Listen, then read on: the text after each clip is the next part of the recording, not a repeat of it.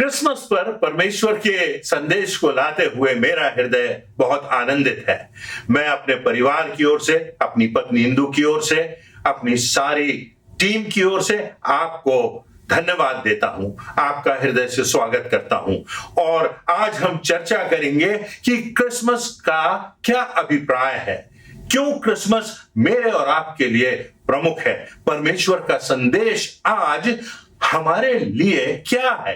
चाहे हम किसी भी परिवेश से हों, चाहे हम किसी भी संस्कृति से हों, पर परमेश्वर हमसे बातचीत करता है और उसने सारे संसार के लिए प्रभु यीशु मसीह को हमारी खातिर इस संसार में भेज दिया। प्रभु यीशु मसीह का जन्म हुआ ताकि हम उद्धार के मार्ग पर चल सकें, हम अनंत जीवन को प्राप्त कर सकें, हम मृत्यु पर विजय प्राप्त कर सकें। प्रभु यीशु मसीह की जो घटना है, प्रभु यीशु मसीह का जो जन्मोत्सव है जिसको हम मना रहे हैं, यह कोई आकस्मिक घटना नहीं है, यह कोई काल्पनिक घटना नहीं है, यह कोई मानवों के द्वारा सोची समझी हुई कहानी नहीं है, परंतु ये वास्तविक घटना है। ये किसी के स्वप्न का दर्शन नहीं, परंतु सच्चाई से भरी हुई बात है, इतिहास से जुड़ी हुई बात है। इतिहास में इसके प्रमाण हैं। इतिहास के लगभग 100 इतिहासकार इस घटना का उल्लेख करते हैं, और मानिए 100 से भी अधिक। यदि हम उन इतिहासकारों की जो यहां तक कि गैर मसीही थे, उन्होंने जब इस घटना का वर्णन किया, उनकी घटनाओं को जो यीशु मसीह के जन्म, उसके जीवन, उसके संदेश और उसकी मृत्यु और उसके पुनरुत्थान से मिलाकर के हुई, तो वो सारी बातें बाइबल में जो मत्ती, मरकुस, लूका और यूहन्ना में प्रभु यीशु मसीह की घटना और उसकी जिंदगी का वर्णन किया गया है, उनसे अक्षरशः समानता रखती है। इसके साथ ही प्रभु यीशु मसीह के जीवन का वर्णन इतिहासकारों ने किया है, उसके आश्चर्य कर्मों का वर्णन इतिहासकारों ने किया है, उसके मृत्यु और उसके पुनरुत्थान का वर्णन इतिहासकारों ने किया है, उसकी जिंदगी का वर्णन, एक एक बात का वर्णन इतिहास में मिलता है। तो जब हम क्रिसमस की बात करते हैं तो हम इस बात की चर्चा काल्पनिक रूप से नहीं करते, परंतु ऐतिहासिक तथ्यों के आधार पे एक सच्ची घटना का वर्णन करते हैं, जिसका प्रमाण कैलेंडर्स में पाया जाता है कि आज से 2024 वर्ष पूर्व प्रभु यीशु मसीह का जन्म हुआ। जब हम कैलेंडर देखते हैं तो हम प्रभु यीशु मसीह के जन्म का प्रमाण पाते हैं। जब हम अपने सेलफोन्स को देखते हैं तो प्रभु यीशु मसीह के जन्म का प्रमाण पाते हैं। जब हम अपनी घड़ियों को देखते हैं तो हम प्रभु यीशु मसीह के जन्म का प्रमाण पाते हैं। जब हम अखबारों को देखते हैं, न्यूज़पेपर्स को देखते हैं, तो उसमें भी प्रभु यीशु मसीह के जन्म का प्रमाण है कि कितना समय हो गया, हमें तिथि मिल जाती है, वर्ष मिल जाते हैं। तो ये प्रभु यीशु मसीह का जो जन्म है एक ऐतिहासिक घटना है। इस संदर्भ में हम कुछ बातों को देखेंगे।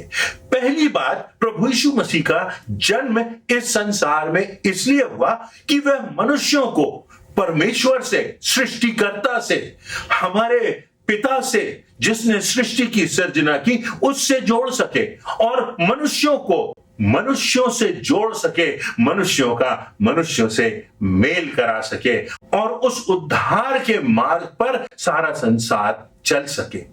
संसार की जो बातें हैं, आज जो बहुत सी बातें हैं, वो मनुष्य को मनुष्य से अलग करती हैं। चाहे हम विचारधाराओं को देख लें, राजनीति को देख लें, अपने सामने जो बड़े बड़े विश्व गुरु हुए हैं उनको देख लें, परंतु मनुष्य को परमेश्वर से जोड़ने के लिए प्रभु यीशु मसीह का जन्म हुआ था। हम धन्यवाद देते हैं कि प्रभु यीशु मसीह के द्वारा हम परमेश्वर से जुड़ते हैं और उसके साथ फिर इंसान से जुड़ता है। हम चाहे किसी भी धर्म के हों, हमने चाहे कैसे भी पाप किए हों, चाहे हमारी जिंदगी कितने भी अंधकार से भरी हुई हो, परंतु प्रभु यीशु मसीह हमको एक और अवसर देता है कि हमारा नया जन्म हो सके, हमें नया जीवन मिल सके, हमारे जीवन का एक नया अध्याय प्रारंभ हो सके जो अनंत तक जाता है। हमारे पापों को दफन करने के लिए, हमें नई जिंदगी देने के लिए, मृत्यु के बाद अनंत जीवन देने के लिए प्रभु यीशु मसीह इस संसार में जन्मा। तो सारी दीवारों को तोड़कर जो बात हमें एक दूसरे से जोड़ती है वो ये कि परमेश्वर ने हम सबों से, सारे संसार से इतना प्रेम किया कि उसने प्रभु यीशु मसीह को इस संसार में भेजा, और यहां तक कि हमारे पापों की कीमत चुकाने के लिए, हमको उद्धार और मोक्ष देने के लिए प्रभु यीशु मसीह का बलिदान हो गया। जब व्यक्ति को प्रेम मिलता है, जब व्यक्ति को अपनत्व मिलता है, जब व्यक्ति को स्वीकार्यता मिलती है, जहां व्यक्ति के दर्द को कोई समझ सकता है, जहां व्यक्ति के आंसुओं को कोई समझ सकता है, तो वही व्यक्ति जुड़ जाता है। उसे जहां अपनत्व का एहसास होता है, जहां उसका दिल सच्चाई से जुड़ जाता है, प्यार से जुड़ जाता है, एक मां के समान, एक मित्र के समान, एक भाई के समान, एक पिता के समान हमको विशुद्ध प्रेम मिलता है, जहां हम अपने पीड़ा की अभिव्यक्ति कर सकते हैं, जहां हमको प्रेरणा मिलती है, जहां हमको उत्साह मिलता है, वहां हम जुड़ते हैं। जो संपूर्ण धर्मशास्त्र है उसका सार कहां है? किसने प्रभु यीशु मसीह से कहा कि सारी जो बातें व्यवस्था की हैं, जो सारी इतिहास की बातें हैं, जो सारी शास्त्रों की बातें हैं, उनका निष्कर्ष क्या है? मत्ती रचित सुसमाचार के 22वें अध्याय की 37वीं आयत से 39वीं आयत में प्रभु यीशु मसीह ने कहा, तू अपने परमेश्वर, अपने प्रभु से अपने सारे मन, सारे प्राण और अपनी सारी बुद्धि के साथ प्रेम रख।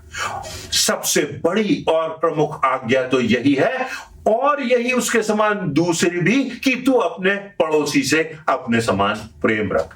सबसे बड़ी बात यह है कि संपूर्णता से हम उस सृष्टिकर्ता से प्रेम रखें।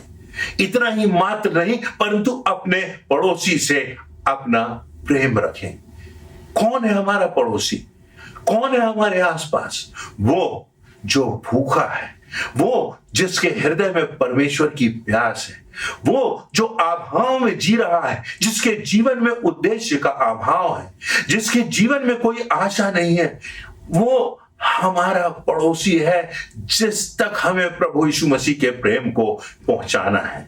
यूहन्ना रचित सुसमाचार के 3 अध्याय की 16वीं आयत में लिखा है, परमेश्वर ने जगत से ऐसा प्रेम किया कि उसने अपना एकमात्र पुत्र दे दिया, ताकि जो कोई उस पर विश्वास लाए वह नाश न हो, परंतु अनंत जीवन प्राप्त करे। परमेश्वर ने संपूर्ण मानवता से प्रेम किया और अपने पुत्र को, प्रभु यीशु मसीह को, सारे संसार में मेरी और आपकी खातिर भेज दिया। दूसरी बात जो इंसान को परमेश्वर से और इंसान को इंसान से जोड़ती है, वो क्षमा की बात है। जिस व्यक्ति ने आपके साथ विश्वासघात किया, जिस व्यक्ति ने आपको पीड़ा पहुंचाई, जिस व्यक्ति ने आपके दिल को तोड़ा, यदि वही व्यक्ति आकर आपसे क्षमा मांगता है, आपके पास आकर आंसू बहाता है, याचना करता है, विनम्रता से निवेदन करता है तथा अपनी गलती को स्वीकार करता है, तो वह व्यक्ति आपके हृदय से जुड़ जाता है। हमने पिछले वर्षों में कितनी ऐसी घटनाएं देखी। ग्राहम स्टेन्स की पत्नी का उदाहरण हमारे सामने है कि किस प्रकार अपने पति के बच्चों के हत्यारों के लिए उन्होंने प्रेम और क्षमा की प्रार्थना की। किस प्रकार से ऐसे बहुत से संत हुए, ऐसे बहुत से लोग हुए जो कि अपने विरोधियों के लिए अपना प्रेम प्रकट करते हैं, उन्हें क्षमा करते हैं, उनसे प्रेम करते हैं। यह शिक्षा परमेश्वर ने दी। प्रभु यीशु मसीह ने हमसे कहा, उतना पर्याप्त नहीं कि हम केवल अपने प्रेम करने वालों से प्रेम रखें, पर जो हमसे घृणा करते हैं, जो हमसे कटुता रखते हैं, जो हमारे दुश्मन हैं, उनके लिए हम प्रार्थना करें, उनसे हम प्रेम रखें। और यह कब संभव होगा? जब हम में क्षमा की भावना होगी।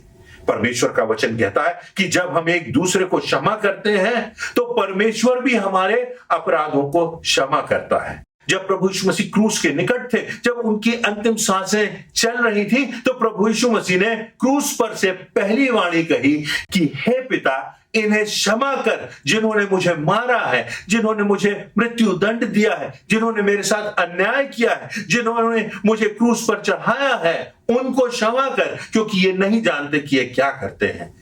जिसको मैंने अपना कर प्रेम दिया, उन्होंने ही मेरा अपमान किया। प्रभु यीशु मसीह कहते हैं, जिनको क्षमादान, जीवन दान दिया, उन्होंने मेरे मुंह पर थूका। जिन्होंने मुझको नग्न किया है, उन्हें क्षमा कर। जिन्होंने मेरे हाथ और पैरों में कीलें ठोकी हैं, जिन्होंने मेरे शरीर में खंजर भोंक दिया है, जिन्होंने मुझे मृत्यु दंड दिया है, जिन्होंने मेरे साथ अन्याय किया है, हे पिता, इन्हें क्षमा कर, क्योंकि ये नहीं जानते कि ये क्या करते हैं। मनुष्य को मनुष्य से जोड़ते हुए प्रभु यीशु मसीह ने इस संसार में क्षमा का पाठ पढ़ाया, इस संसार में क्षमा की बात की, अपने बैरियों को क्षमा करने के लिए कहा। प्रभु यीशु मसीह संसार में आए कि हम क्षमा के अर्थ को समझें और अपने अपराधियों को क्षमा करें, उनसे प्रेम करें, उनके लिए प्रार्थना करें। इंसान को इंसान से जोड़ने के लिए, इंसान को परमेश्वर से जोड़ने के लिए परमेश्वर ने अपने पुत्र प्रभु यीशु मसीह को इस संसार में भेज दिया। तीसरी बात जो मनुष्य को जोड़ती है वह असीमित पीड़ा मनुष्य को परमेश्वर से और मनुष्य को मनुष्य से जोड़ती है। जब हम पीड़ित होते हैं, जब हम मृत्यु के निकट होते हैं, जब हमको ऐसा लगता है कि अब हमारे पास कुछ नहीं बचा, अब हमारे जीवन का अंतिम समय आ गया है, तो हम उस पीड़ा में या तो परमेश्वर से दूर जा सकते हैं या परमेश्वर के पास आ सकते हैं। यह पीड़ा प्रभु यीशु मसीह ने सही, सारे संसार की ग्लानि प्रभु यीशु मसीह ने क्रूस पर सही, और तब प्रभु यीशु मसीह ने अपने जन्म का, इस संसार में आने का उद्देश्य पूरा किया जब उसने क्रूस पर अपने आप को बलिदान कर दिया। बात यह नहीं कि मेरे पास कितनी बड़ी बड़ी डिग्रियां हैं, मुझे कौन कौन से सम्मान मिले हैं, मैंने कितने देशों की यात्रा की है, मेरे पास कितनी धन संपदा है। इन बातों से मनुष्य मनुष्य से नहीं जुड़ेगा, हम बल्कि एक दूसरे से दूर हो जाएंगे। परंतु जो पीड़ा है, जो दर्द है, वो हमको एक दूसरे से जोड़ती है। जो मृत्यु का समय होता है वो परिवार को कितनी बार जोड़ देता है। कितने बार हम एक दूसरे को अच्छे से समझ सकते हैं जब हम पीड़ा से गुजरते हैं। हमारे जीवन में भी हमने अपने पूर्वजों को देखा है, अपने माता पिता को देखा है। मेरी पत्नी इंदु के माता पिता ने कुष्ठ रोगियों के बीच लगभग 4 दशकों से सेवा की। अपना संपूर्ण जीवन डॉक्टर डगलस हेनरी और श्रीमती उषा हेनरी ने सर्वस्व निछावर कर दिया। उन कुष्ठ रोगियों की पीड़ा को दूर करने के लिए कोई स्थान नहीं था। वो स्थान था जहां पर कोई उनकी पीड़ा को समझ सकता था, कोई उनकी पीड़ा का एहसास कर सकता था, कोई उनकी पीड़ा को, उनके दर्द को उनसे दूर करने का प्रयास कर सकता था, उनको प्रेम दे सकता था। और ये प्रेम की भावना इन लोगों में कहां से आई? इस क्षमा की भावना, इस चंगाई का माध्यम बनने की भावना उनके जीवन में आई प्रभु यीशु मसीह से। कितने कुष्ठ रोगियों को आज स्वीकार किया जा रहा है। हजारों स्थानों पर ऐसे लोगों को जो पीड़ा से गुजर रहे हैं, जिनका कोई नहीं है, उनके लिए निवास स्थान बनाए जा रहे हैं, अनाथालय बनाए जा रहे हैं। क्यों? उनकी पीड़ा को दूर कर सकें। और ये पीड़ा हमको परमेश्वर से जोड़ती है, क्योंकि इस पीड़ा को सहने के लिए, हमारे पापों की पीड़ा को, उस ग्लानि की पीड़ा को सहने के लिए प्रभु यीशु मसीह इस संसार में आए और इस संसार में हमको क्षमादान देने के लिए और मृत्यु के बाद सारी पीड़ाओं से मुक्त करने के लिए प्रभु यीशु मसीह का जन्म हुआ और प्रभु यीशु मसीह की मृत्यु हुई। तो हमने इन बातों को देखा कि किस प्रकार से प्रभु यीशु मसीह से हमको पीड़ाएं जोड़ती हैं। प्रभु यीशु मसीह कहते हैं, हे सब बोझ से दबे और थके हुए लोगों, मेरे पास आओ, मैं तुम्हें विश्राम दूंगा।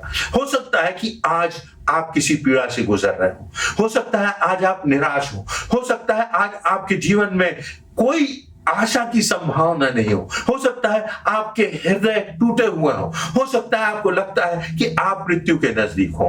प्रभु यीशु मसीह इस संसार में आए कि आपको अपने आगोश में ले ले, आपको प्रेम से भर दे, आपको अपने स्पर्श से भर दे और आपको नए जीवन जीने की आशा दे दे। जब हमारा जीवन इस संसार में सार्थक हो जाता है और अनंत जीवन की निश्चितता हमको मिल जाती है, तो हमारी पीड़ा हमारे लिए बहुत छोटी हो जाती है और हम उस अतीत के परिप्रेक्ष्य में अपनी पीड़ा को देख सकते हैं। प्रभु यीशु मसीह का जन्म हुआ कि वो हमारी पीड़ा में भी हमको आनंद और शांति दे जाए, आशा से भर जाए। अंतिम बात यह कि प्रभु यीशु मसीह का जन्म हुआ कि मनुष्य मृत्यु पर विजय प्राप्त कर सके और मनुष्यों को अनंत जीवन की निश्चितता प्राप्त हो सके, मनुष्यों के जीवन से मृत्यु का भय जा सके। क्योंकि प्रभु यीशु मसीह ने मृत्यु को परास्त किया और उसने कहा, जो कोई मेरे पीछे आता है, जो मुझे स्वीकार करता है, वह मृत्यु से पार हो सका। वो एक बेहतर दशा में है, उसके पास एक बेहतर शरीर है, वो एक बेहतर देश में है, वो एक बेहतर राज्य में प्रवेश कर चुका है। पहला कुरिन्थियों के पत्री उसके 2 अध्याय की 9वीं आयत में लिखा है, परंतु जैसा लिखा है, जो बातें आंखों ने नहीं देखी और जो कानों ने नहीं सुनी, वो बातें जो मनुष्य के चित्त में भी नहीं चढ़ी, वे ही हैं जो परमेश्वर ने अपने प्रेम करने वालों के लिए तैयार की है। हम कल्पना भी नहीं कर सकते उस स्वर्ग की, क्योंकि हमारा मस्तिष्क सीमित है, परंतु वो बातें जो परिपूर्णता की बातें हैं, वो परमेश्वर ने अनंत जीवन में प्रवेश करने की निश्चितता के साथ हम सबों के लिए उस स्थान पर रखी हैं। अब मृत्यु भी आती है तो अनंत जीवन की आशा है, अनंत जीवन की निश्चितता है। लिखा है, जो कोई इस पर विश्वास करे वे नाश ना हो परंतु अनंत जीवन पाए।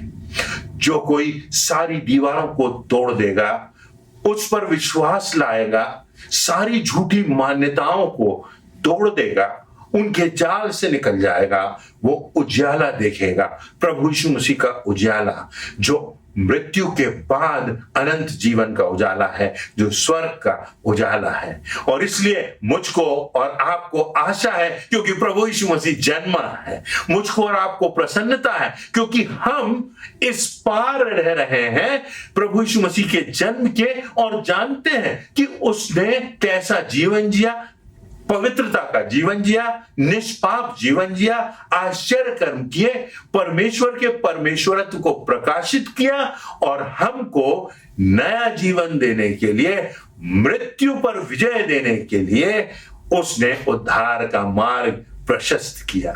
तो हमने देखा कि प्रभु यीशु मसीह किस प्रकार हमको अनंत जीवन की निश्चितता देता है। तो आज हम स्मरण करें और ध्यान रखें कि क्रिसमस पर हम इस बात को स्मरण रखें कि प्रभु यीशु मसीह का जन्म हुआ कि हम एक दूसरे के साथ जुड़ सकें, उसके प्रेम को पा सकें, उसकी क्षमा को पाकर उद्धार के मार्ग पर चल सकें और अनंत जीवन के लिए, मृत्यु के पार जाने के लिए निश्चितता हमारे हृदयों में हो। तभी क्रिसमस का आनंद हमारे जीवनों में होगा और क्रिसमस का अर्थ हम सब समझ सकेंगे। आप सबों को क्रिसमस पर परमेश्वर की बहुतायत से आशीषें मिले और सबसे बढ़कर यह आत्मिक आशीष मिले कि आपका जीवन आनंद से भर जाए, क्योंकि मेरे और आपके लिए एक उद्धारकर्ता जन्मा है और यही मसीह प्रभु है। परमेश्वर आप सबों को आशीष देवे।